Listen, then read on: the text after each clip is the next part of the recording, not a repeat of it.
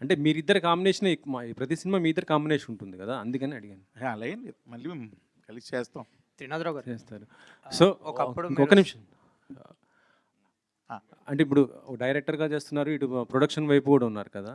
So మీకు ఏది బాగా అనిపించింది ప్రొడ్యూసర్గా? ఈ అమ్మన్న ఒక ఓపెన్ స్టేట్మెంట్ ఇచ్చారు, థియేటర్కే జనాలు రావట్లేదు ఈ పరిస్థితి అని. ఇప్పుడు అంటే మీరు కొంత స్టార్ హీరోస్ పెట్టి తీశారు, ఇప్పుడు హరీష్ గారితో తీస్తున్నారు, మరి ఇది మీకు ఎంతవరకు అనిపిస్తుంది? డెఫినెట్గా నేను రెడీ థియేటర్కి రప్పిస్తాం, ఆ నమ్మకం ఉంది. సో డెఫినెట్గా రప్పిస్తాం. నిఖిల గారు, అందరు యాక్చువల్లీ ఏంటంటే డాక్టర్ అవి హీరోయిన్ అయినా అంటారు, మీరు హీరోయిన్ కాబోయి ప్రొడ్యూసర్ ఏమన్నా అయ్యారా ఏంటి?